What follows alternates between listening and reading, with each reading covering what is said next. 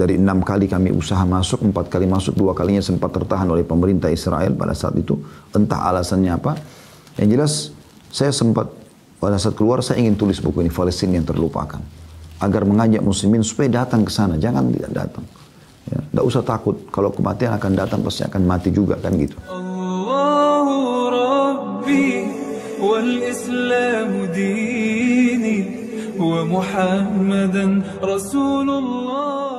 Sesuai dengan apa yang telah sampai kepada kami, ada di antara panitia Al-Azhar yang meminta bahasan tentang Palestina.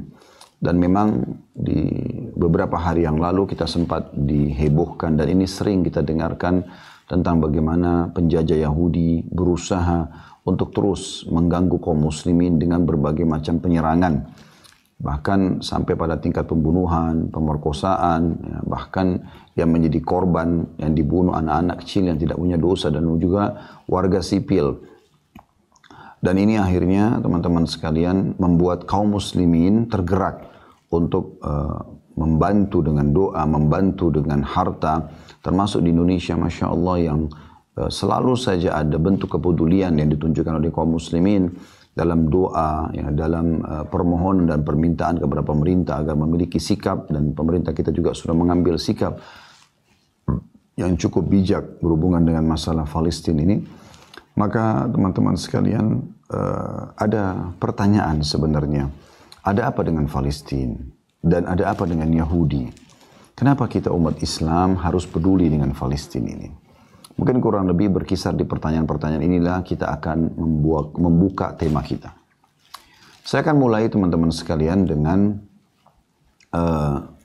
kaum Yahudi. Tentu kalau kita ingin rincikan secara etimologi, makna Yahudi, terminologinya, ini akan panjang. Maka saya akan langsung saja memaparkan apa yang disampaikan oleh Allah Subhanahu wa Ta'ala, sumber yang tidak akan mungkin ada kekeliruan dan kesalahan, Tuhan alam semesta. Dengarkan bagaimana Allah Subhanahu wa Ta'ala menggambarkan tentang kaum Yahudi yang sedang menjajah warga atau masyarakat muslim di Palestina. Teman-teman bisa buka surah Al-Maidah, surah nomor 5 ayat 82. Perhatikan bagaimana Allah kekalkan dalam firman-Nya, dan ini tidak akan mungkin berubah karena Allah tidak kekalkan dalam Al-Quran, kitabnya yang merupakan kalamullah atau perkataan Allah, kecuali memang ini adalah informasi yang valid.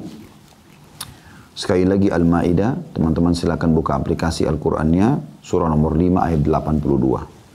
Allah menggambarkan tentang Yahud dan menyebutkan ya, nama mereka Yahudi ini.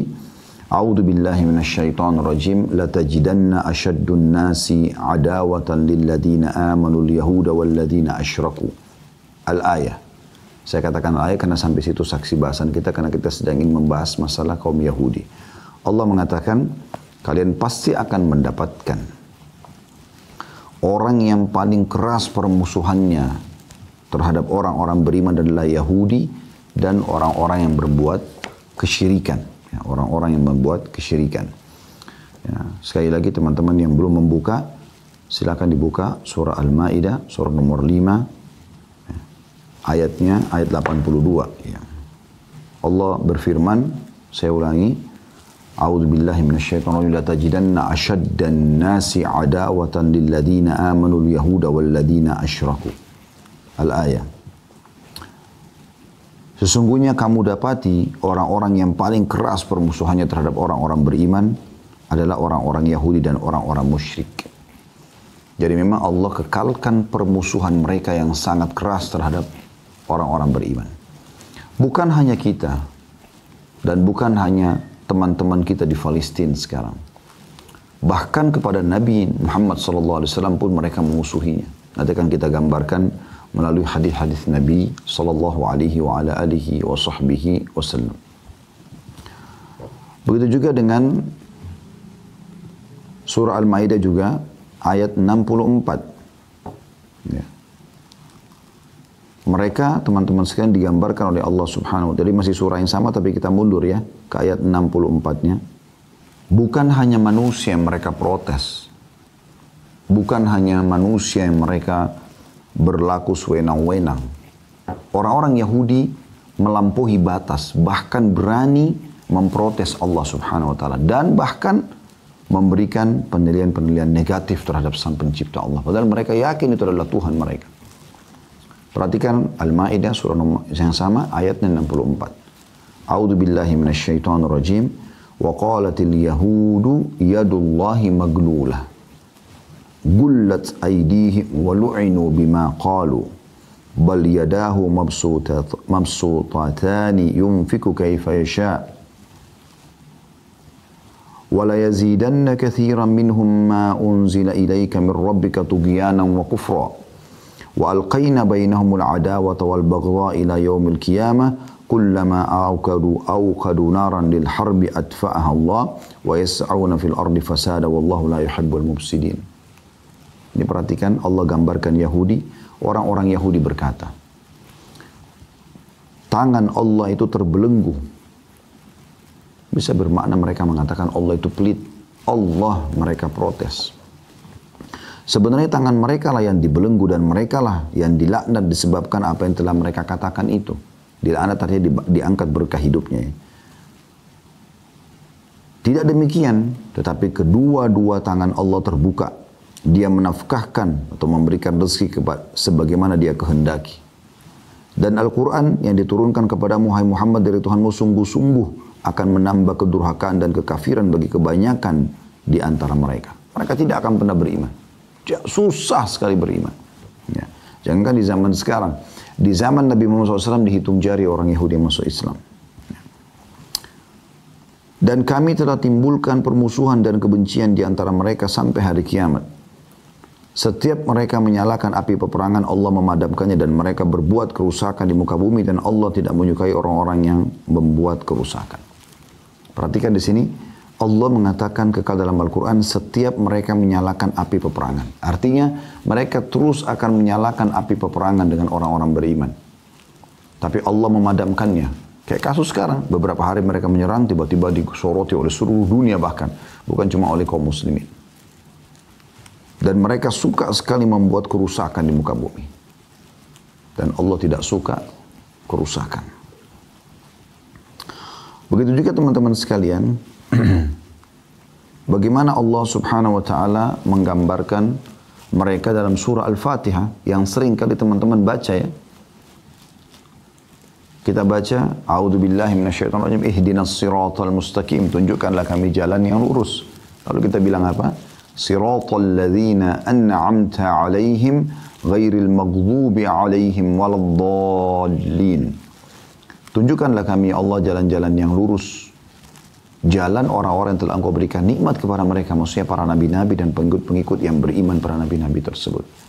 Bukan jalan-jalan orang yang telah Engkau murkahi. Dan juga orang-orang yang sesat. Ghairil maghdubi alaihim, orang yang murkahi. Kata Abdullah bin Abbas, sahabat Nabi yang mulia ini radhiyallahu anhuma. Dia dengan ayahnya sahabat mengatakan mereka adalah Yahud. Allah murka pada mereka karena mereka tahu Allah, tahu Rasulullah SAW, tahu Al-Quran.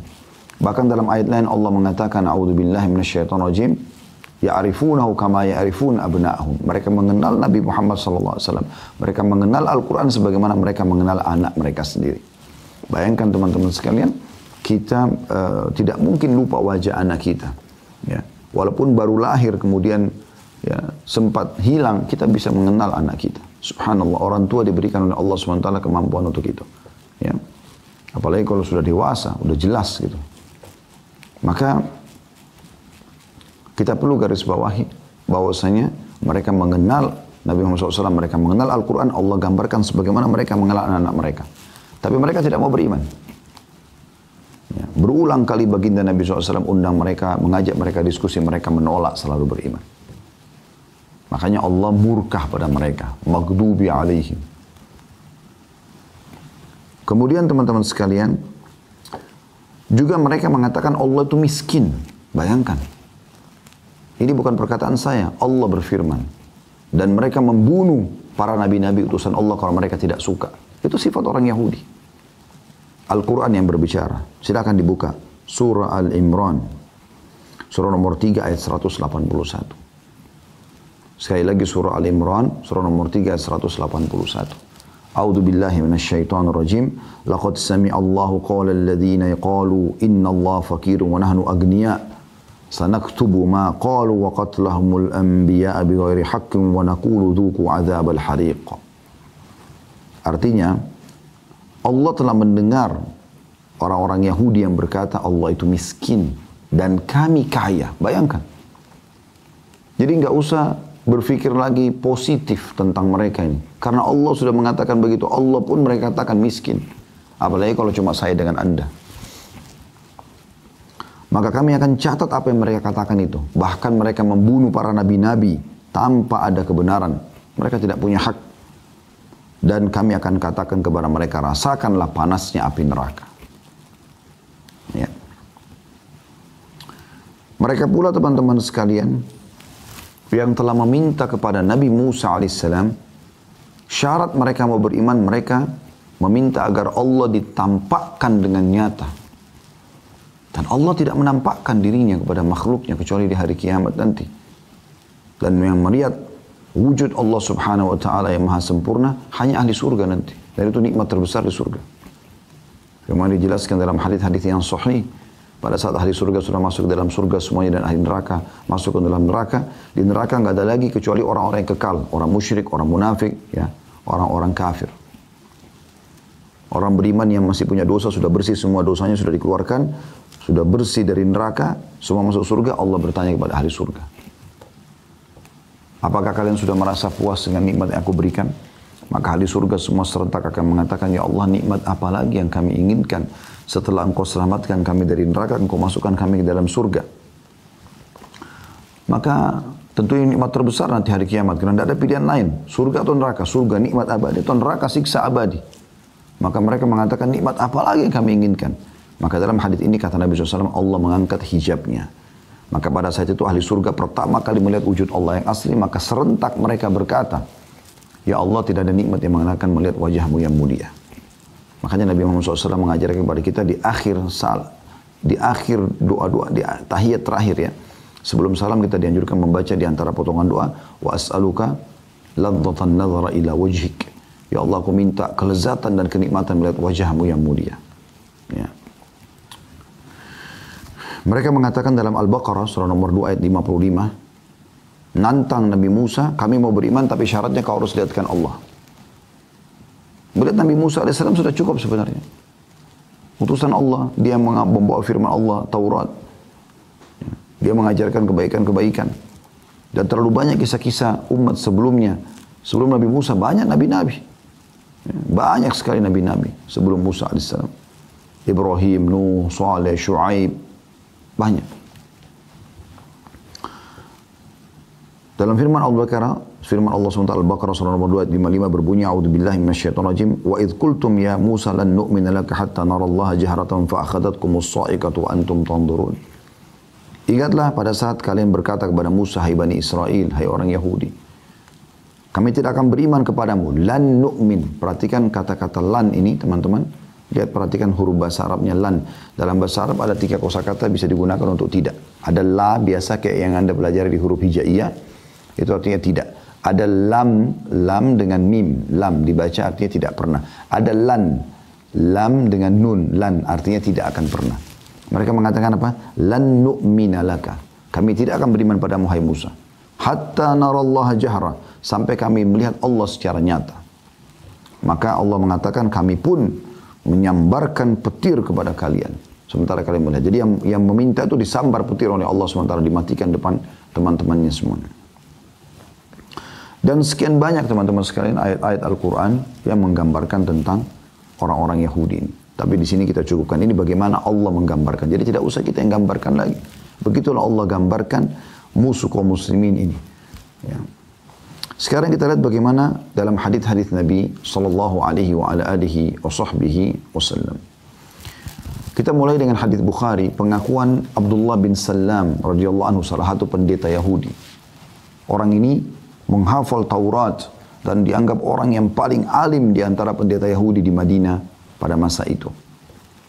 Dia datang kepada Nabi SAW lalu masuk Islam. Perkataan pertama Abdullah bin Salam radhiyallahu anhu setelah masuk Islam, dan ini jarang sekali terjadi. Ini betul-betul orang yang mau ikutin hati nurani dari Yahudi bisa seperti ini. Dia mengatakan, wahai ya Rasulullah, jangan sampaikan ke Yahudi tentang masuk Islamku. Sampai Anda mengundang mereka. Dan mengajak mereka untuk masuk Islam. Karena sesungguhnya Yahudi itu kaum yang suka berkhianat. Ini perkataan pendeta mereka. Dalam hadis Bukhari. Hadis yang sahih. Maka Nabi SAW mengundang beberapa pendeta Yahudi. Di antaranya Huyai bin Akhtab. Ini salah satu pendeta Yahudi juga yang dikenal. Yang mati dalam keadaan kufur. Dan anaknya, Sofia binti Huyai, itu menjadi istri Nabi SAW pada saat pembebasan Khaybar nantinya. Yang jelas teman-teman sekalian, dipanggillah mereka oleh Nabi SAW. Lalu Nabi SAW berkata pada mereka, hai Yahudi, masuk Islam lah. Kalian tahu, aku ini utusan Allah. Kalian tahu Al-Quran benar. Bahkan 3 suku Yahudi yang tinggal bersama Nabi SAW di Madinah, Qainuqa, Nadhir, dan Quraidah, 3-tiganya ini saudaraku seiman, pindah ke Madinah sebelum Nabi SAW lahir. Jauh, sampai mereka turun-temurun tinggal di Madinah, hanya karena tahu Madinah adalah mahjarun Nabi. Tempat hijrahnya Nabi terakhir. Dan mereka yakin, bahkan mereka sering berkata kepada orang-orang penduduk asli Madinah, dari 2 suku Aus dan Khazraj. Nanti setelah Islam dikenal dengan Ansar. Mereka selalu mengatakan, nanti akan keluar Nabi terakhir di sini, kami akan beriman dan kami akan perangi kalian. Tapi waktu Nabi Muhammad SAW diutus, mereka memungkirinya. Mereka tidak mau beriman. Karena maunya Nabi sesuai dengan hawa nafsu mereka. Apa kata Yahudi tersebut? Kami gak mau beriman kepadamu. Lalu kata Nabi Muhammad SAW, bagaimana pendapat kalian tentang Abdullah bin Salam? Mereka mengatakan, itu adalah Sayyidina wa ibnu Sayyidina. Dia adalah Tuhan kami dan anak Tuhan kami. Wa alimuna. Dan dia adalah orang yang terpintar di antara kami. Orang yang paling alim, yang paling berilmu dia. Kata Nabi Muhammad SAW, bagaimana kalau Abdullah bin Salam masuk Islam? Mereka bilang, gak mungkin. Mereka pungkiri, gak mungkin itu. Kata Nabi SAW, wahai Abdullah, keluarlah. Abdullah bin Salam kebetulan berada di belakang, sebelah tembok ya, sebelah tirai. Kemudian masuk lalu mengatakan, Asyhadu an la ilaha illallah wa anna Muhammad Rasulullah. Mereka kenal Abdullah bin Salam, kepala pendetanya mereka. Syahadat. Mereka kaget luar biasa gitu. Sampai akhirnya mereka tiba-tiba langsung membalik fakta. Bayangkan, langsung mereka mengatakan dia adalah orang yang terbodoh di antara kami. Dia orang yang paling terhina di antara kami. Ini dalam hadis Nabi SAW, selain ayat-ayat Al-Quran tadi. Begitu muamalahnya mereka. Disebutkan juga dalam hadis Bukhari yang lain. Bagaimana pernah mereka melewati, sebagian pendeta mereka melewati Nabi SAW sambil mengatakan, Assalamu alaikum. Assam, bukan assalam ya. Assam ini artinya kematian. Jadi mereka mendoakan kematian untuk Nabi SAW. Bayangkan, Nabi didoakan kematian. Itu kan luar biasa gitu. Ya. Maka pada saat itu Nabi SAW mengatakan wa'alaikum, dan untuk kalian. Dan ini kalau kita sedang diucapkan salam oleh ahli kitab Yahudi dan Nasrani, jawaban kita begitu. Misalnya ada teman anda di kantor atau partner bisnis atau siapa saja orang mengatakan assalamualaikum, kita mengatakan wa'alaikum saja. Tidak usah ada assalamnya gitu kan. Tapi pada saat itu Ummul Mu'minin Aisyah radhiyallahu anha sangat tahu apa yang mereka ucapkan. Lalu kemudian Aisyah marah mengatakan semoga laknat dan murka Allah turun pada kalian. Lalu kata Nabi SAW, wahai Aisyah, tenanglah. Kata dia, ya Rasulullah, tidak anda dengar apa yang dia ucapkan? Mereka ucapkan asam gitu, kematian. Kata Nabi SAW, tidakkah kau dengar apa yang sudah aku jawab? Aku sudah jawab, wa'alaikum. Artinya untuk kalian juga. Ingatlah, doa kita kepada Allah untuk mereka diterima, doa mereka kepada Allah untuk kita tidak diterima. Tapi bayangkan, mereka doakan kematian untuk Nabi Muhammad SAW. Apalagi kalau cuma pengikutnya saja.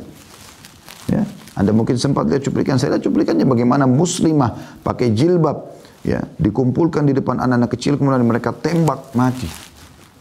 Bagaimana anak kecil mereka sembelih, mereka tembak. Belum lagi pemerkosaan yang terjadi, belum segala macam hal. Kejahatan yang mereka lakukan luar biasa gitu. Dan Nabi Muhammad SAW sudah mengajarkan kepada kita bagaimana bermuamalah dengan mereka. Di Madinah tadi saya bilang ada 3 suku Yahudi, Kainuqa, Nadir, dan Quraidah. Dan 3-3-nya diusir oleh Nabi SAW dari Madinah. Kenapa diusir? Ada sebabnya. Waktu Nabi SAW hijrah ke Madinah, tahun 1 Hijriah, sekarang kita berada di tahun 1442 Hijriah. Waktu Nabi SAW hijrah ke Madinah, beliau membangun 3 pondasi dasar negara. Yang pertama itu membangun masjid. Pertama Masjid Kuba, beberapa hari kemudian lalu membangun masjid beliau, Masjid Nabawi. Ya. Ini sebagai simbol kalau Madinah adalah kota Islam. Karena mayoritas penduduknya masuk Islam. Dari suku Aus dan Khazraj, 2 suku asli Arab di Madinah. Kemudian beliau mempersaudarakan muhajirin dan ansar, mu'akhah. Ya. Dibangun ukhuwah antara pendatang dari luar Madinah, yaitu penduduk dari Mekah, muhajirin yang hijrah, dan penduduk Madinah sendiri asli, sehingga tidak ada rasisme dalam Islam.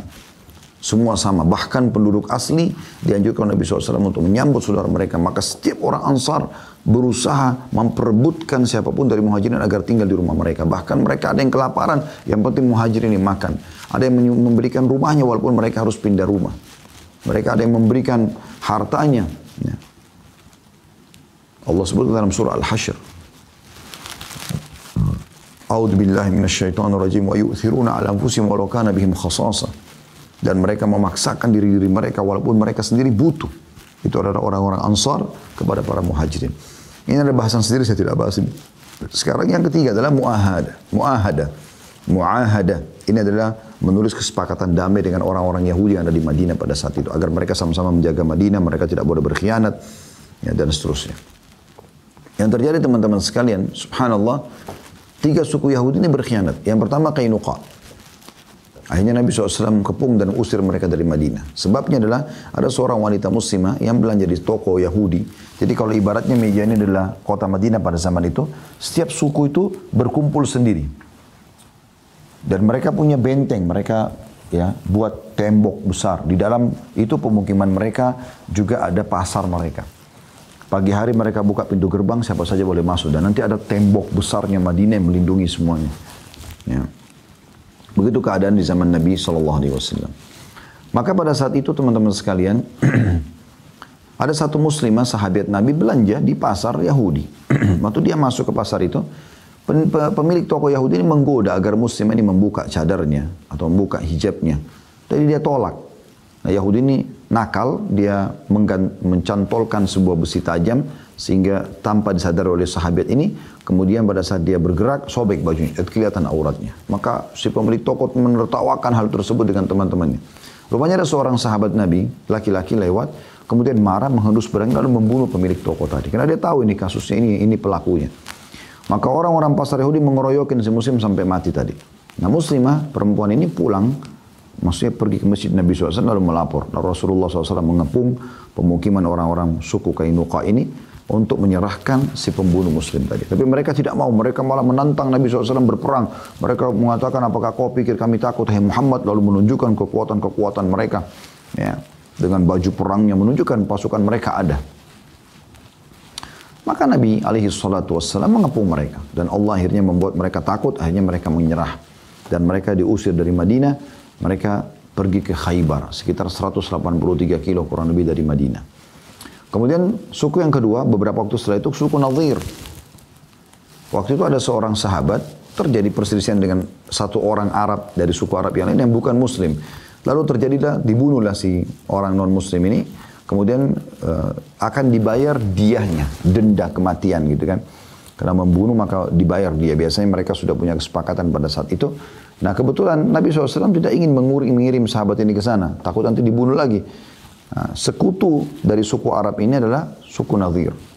Maka Nabi SAW ke suku Nadir, mengantarkan uang dia, mengatakan ini tolong sampaikan ke mereka.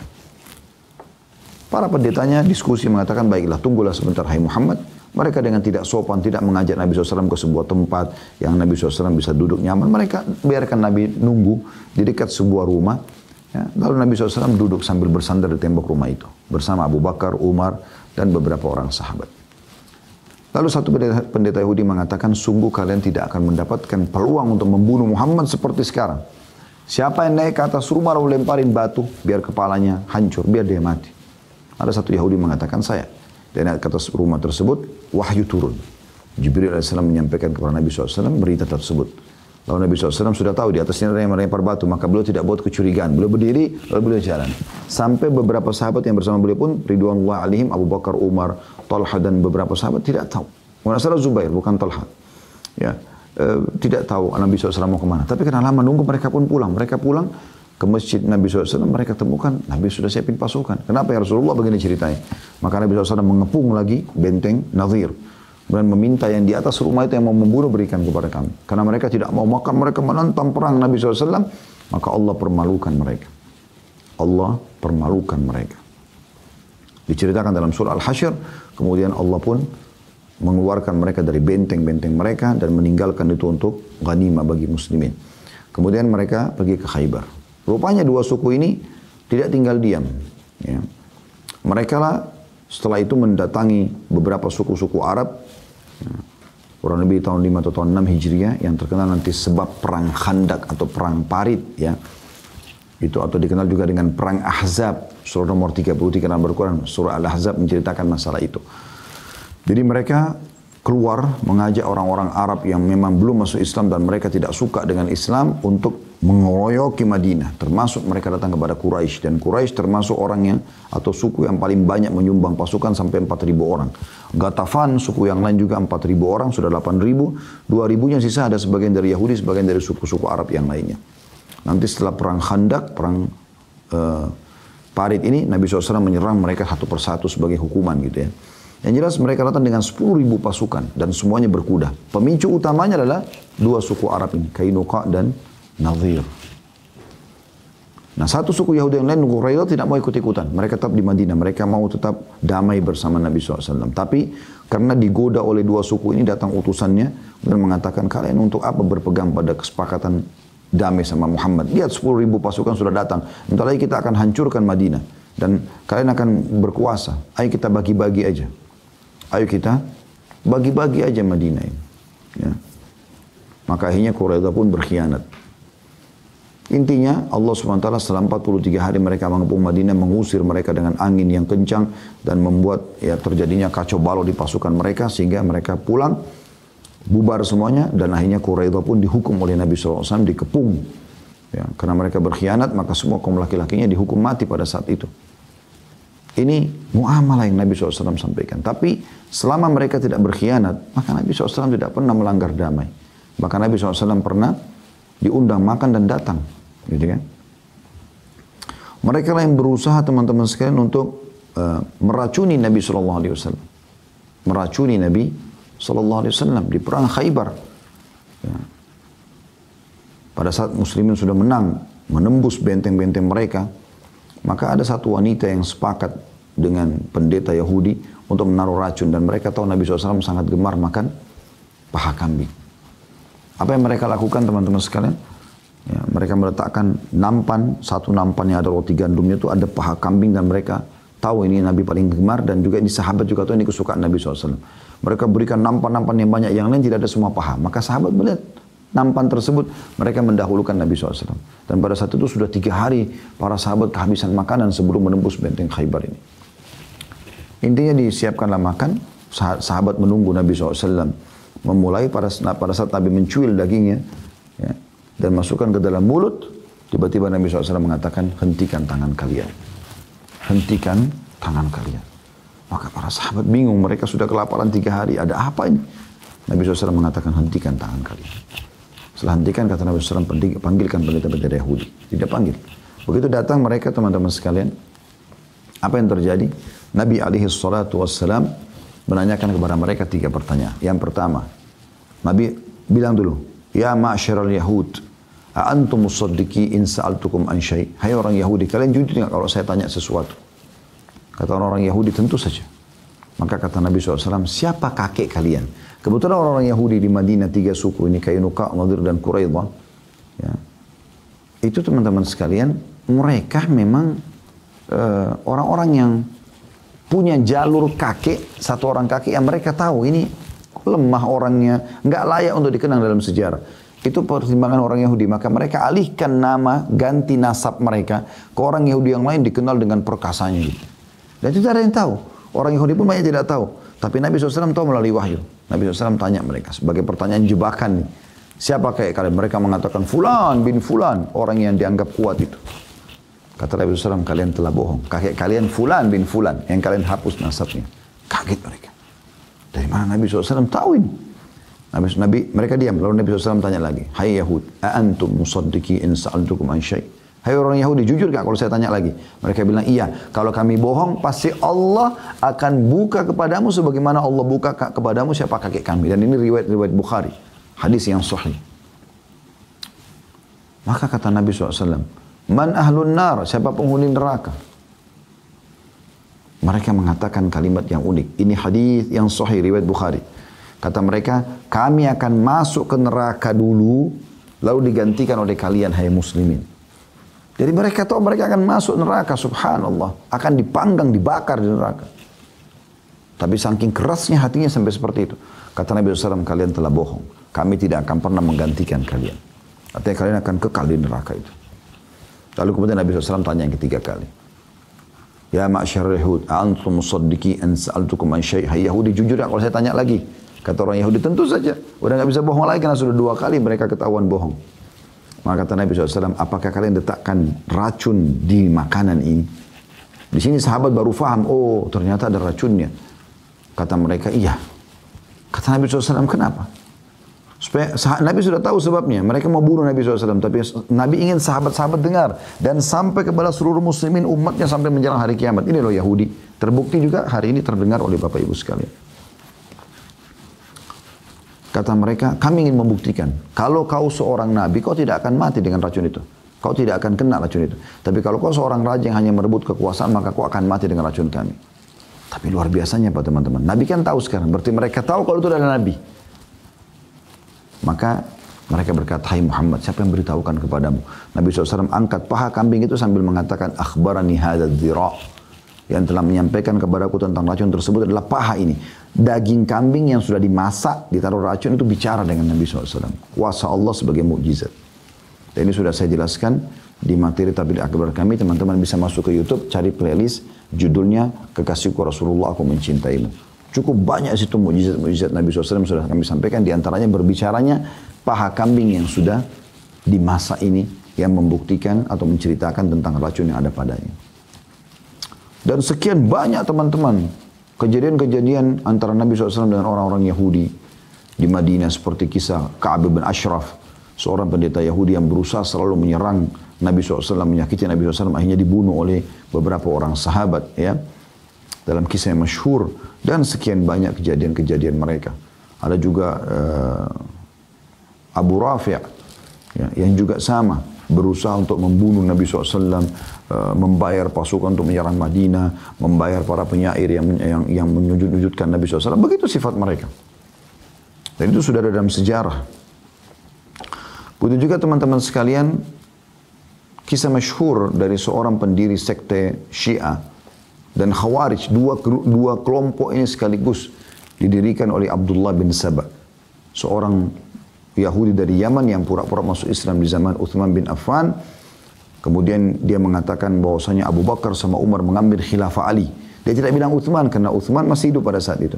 Maka Uthman menangkapnya dan mengeluarkan dari kota Madinah. Tapi ternyata dia buat gemuruh dari luar Madinah. Dicarilah orang-orang yang masih lemah imannya dari orang-orang Badui. Digerakkan kemudian mendemo, datang mengepung rumah Uthman bin Affan. Sampai terjadilah pembunuhan Uthman bin Affan radhiyallahu anhu. Dan dia, pendiri sekte Syiah ini, dia yang mengatakan bahwasanya, ya, setelah Uthman terbunuh, bahwasanya di zaman khilafahnya Ali, Abu Bakar, Umar dan Uthman mengambil khilafah Ali. Maka Ali marah dengan dia. Ali mengatakan, dari mana kau katakannya setelah ditangkap? Saya sendiri tidak pernah bilang itu. Maka dia bilang, memang saya yakin begitu. Kata Ali, kau harus bertaubat. Ya. Kalau enggak, kau akan saya cambuk 80 derah hukuman terhadap pendusta, penyebar berita bohong. Maka dia mengatakan, ya, saya tidak mau. Kata Ali, kalau kau tidak mau, saya akan hukum mati kamu. Karena kau melanggar pemerintah ini. Kata dia, kalau kau bunuh saya, kau adalah Tuhan. Maka Ali hukum mati. Yang sampai sekarang kuburannya di Iran dipuja-puja. Padahal sebenarnya dia adalah historinya seperti ini. Ya. Dan dialah pemicu juga kelompok Khawarij. Ya, yang keluar dari Ali radhiyallahu anhu pada saat ya, terjadi cekcok Sebenarnya bukan cekcok ya. Mereka yang membuat merekayasa cerita terjadinya antara Muawiyah sama Ali radhiyallahu anhu, bahwasanya mereka akan saling berperang dan akhirnya terjadilah kekacauan pada saat itu. Kisah yang cukup panjang, nanti itu ada bahasan sehingga Anda bisa kembali ke penyampaian kami. Yang jelas mereka lah pemicu daripada terjadinya perang atau Ali akhirnya memerangi mereka setelah mereka mengatakan kau tidak berhukum dengan hukum Allah. Waktu Ali bin Abi Thalib meminta Muawiyah untuk pulang ke negeri Syam dan selesai membaiat Ali sebagai khalifah. Dan sekian banyak teman-teman, banyak kisah-kisahnya ya. Kita tahu orang-orang Syiah yang mengatakan bahwasanya Al-Quran kurang, mencaci maki para sahabat, bahkan mengkafirkan. Itu sekte yang dibangun oleh Abdullah bin Saba. Khawarij yang mengklaim orang lain kafir. Boleh bunuh-bunuh sembarangan walaupun kaum muslimin. Itu juga dari dia. Siapa dia? Yahudi yang pura-pura masuk Islam. Anda bisa baca kisah Abdullah bin Saba. Cukup banyak artikel menjelaskan masalah itu. Nah ini teman-teman adalah orang Yahudi. Begitulah Al-Quran dan Sunnah menggambarkan mereka. Dan itulah histori yang sampai kepada kita. Baik, sekarang kita masuk teman-teman sekalian tentang Palestina. Palestina ini negara apa? Berada di mana? Gitu kan? Apa hubungannya dengan kita kaum muslimin? Palestina teman-teman, salah satu bagian daripada negeri Syam.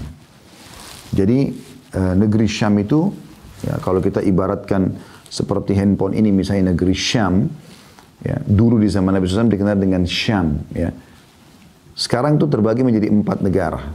Libanon, Syria, Palestina, dan Jordania. Ya, dulu itu satu, negeri Syam. Ya. Yang Allah mengatakan dalam surah Quraisy, ya, Rihlatas syita'i was saif.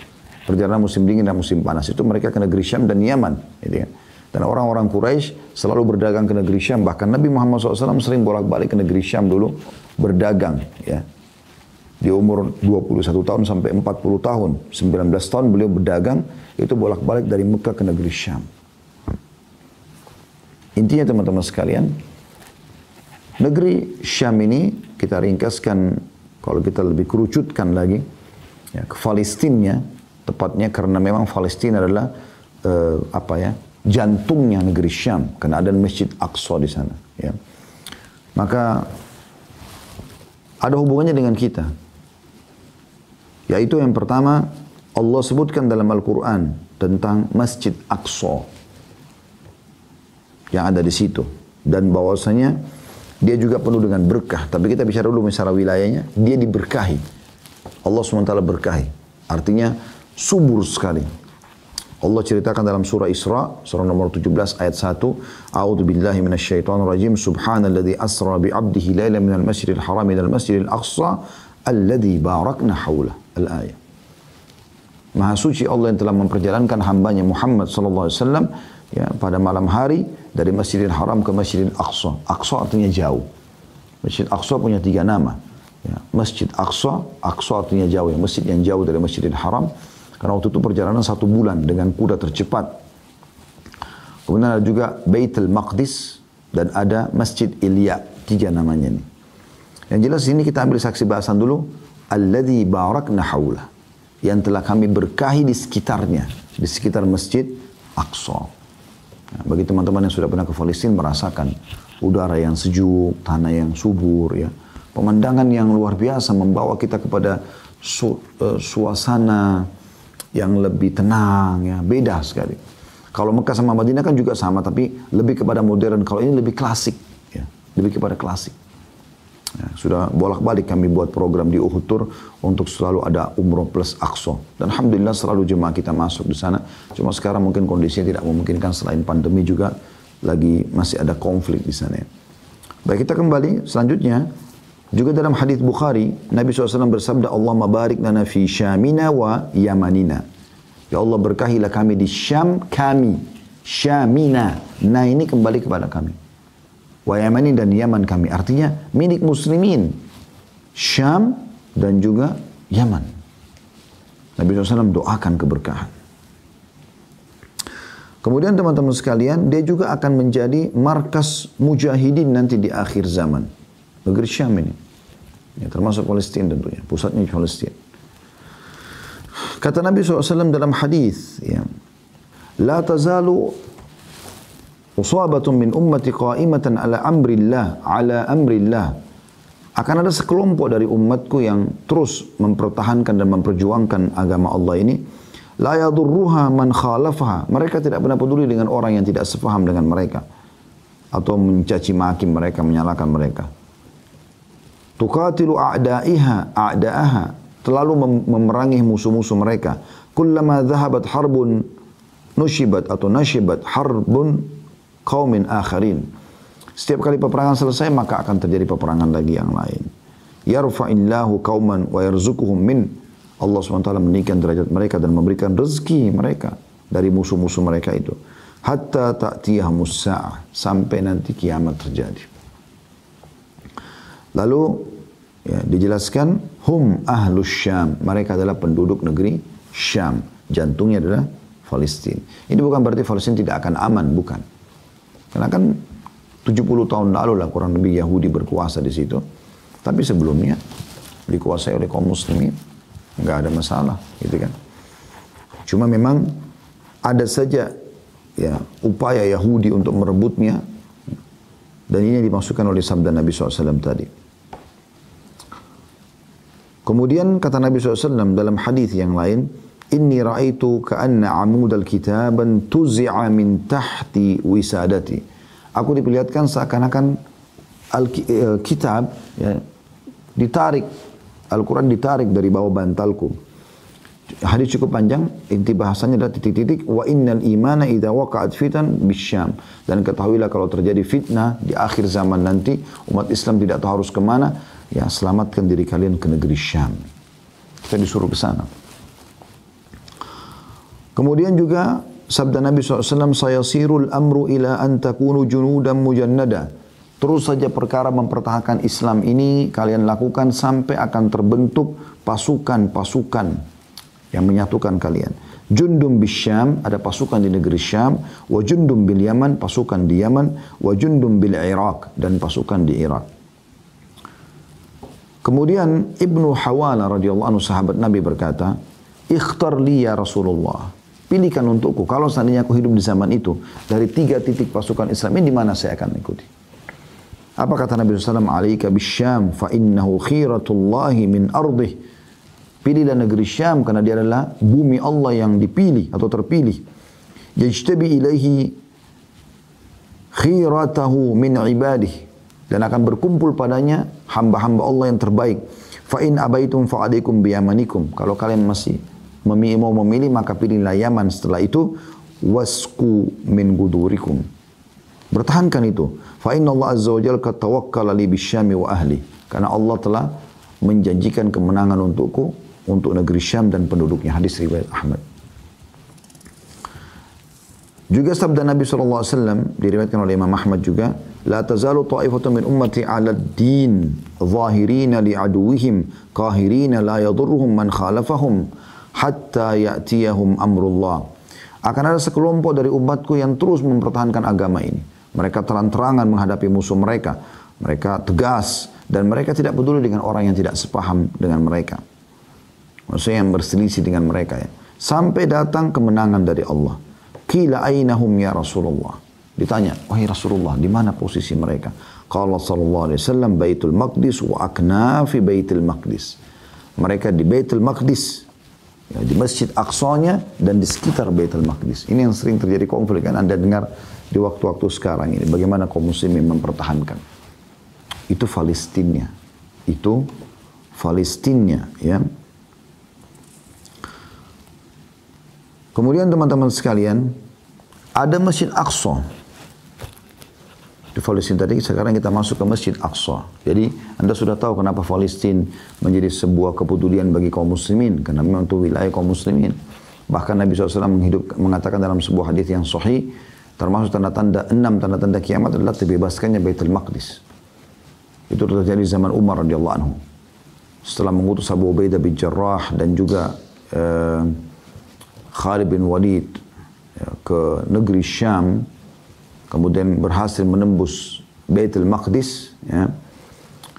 Dan akhirnya Umar menerima sendiri kuncinya, dan sampai sekarang di sekitar Masjid Aqsa itu ada pintu mereka tulis gerbang itu tempatnya Umar bin Khattab pada saat menerima kunci dan juga mengerjakan sholat.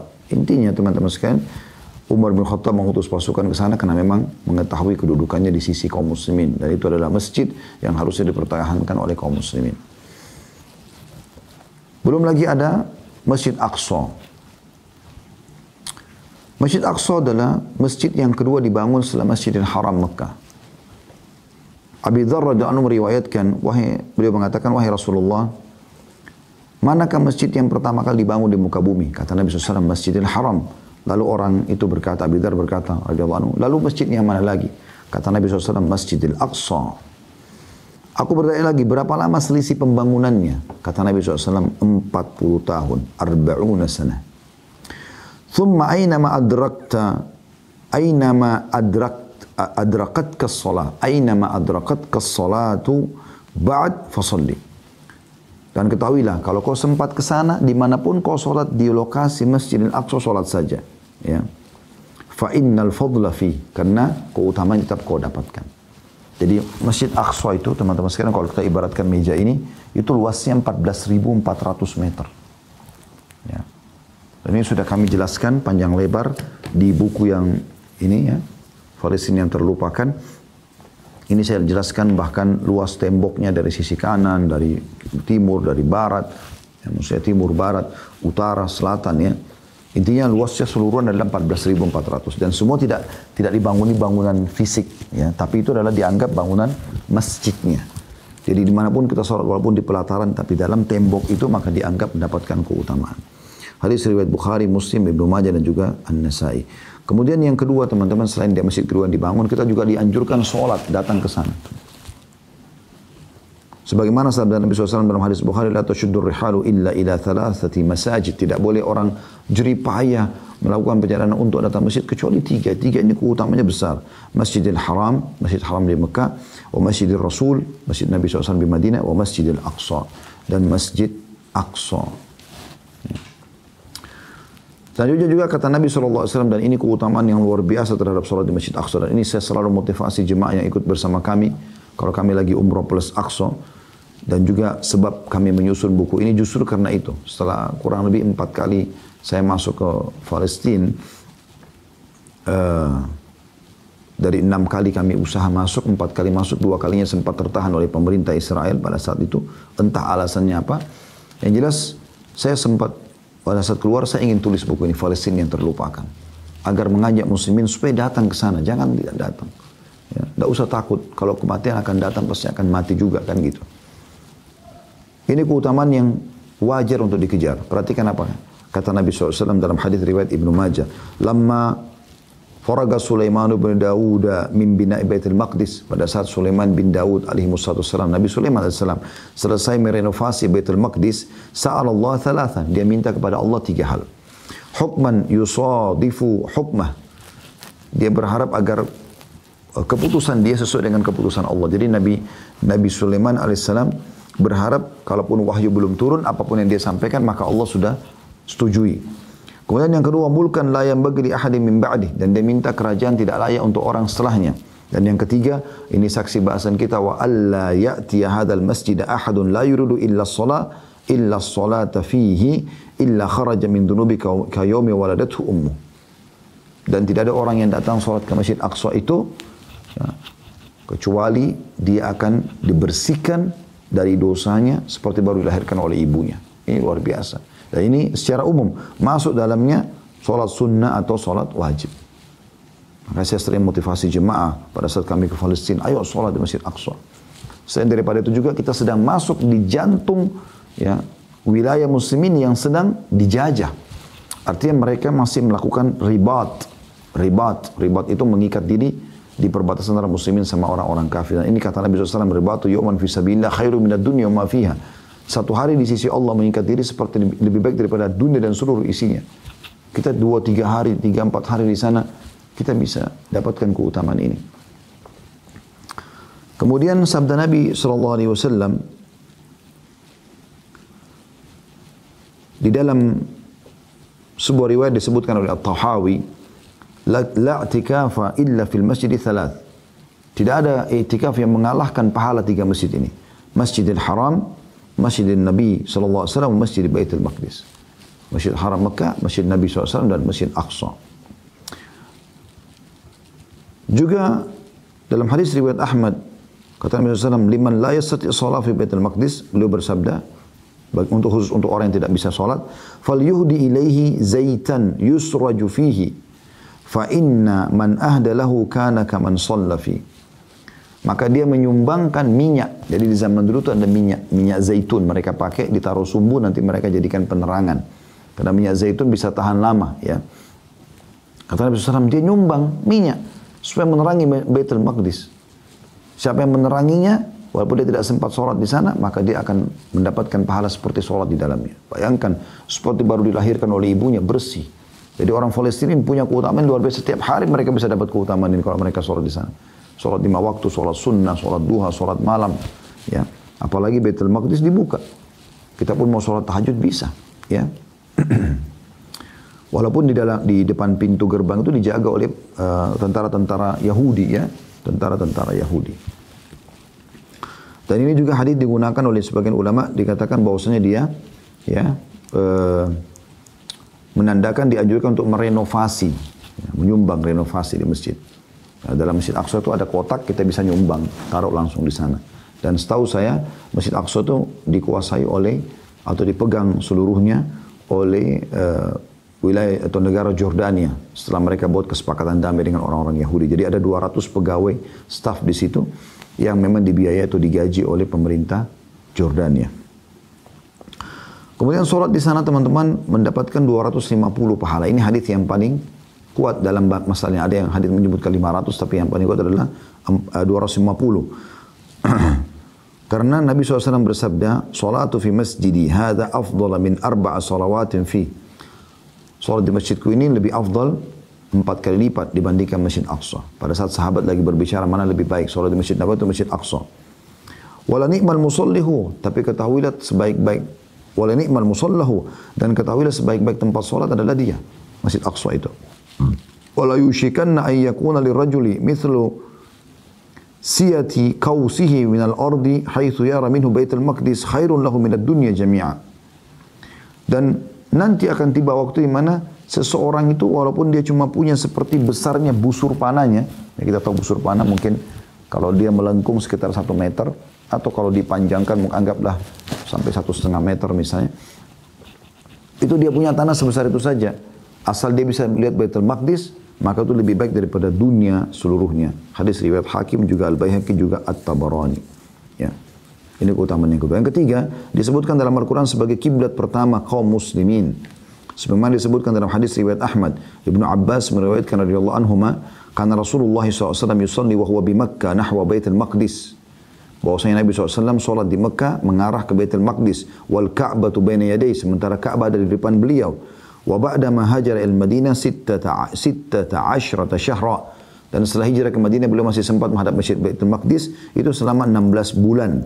Thumma surifa ilal Ka'bah, kemudian dialihkan ke Ka'bah.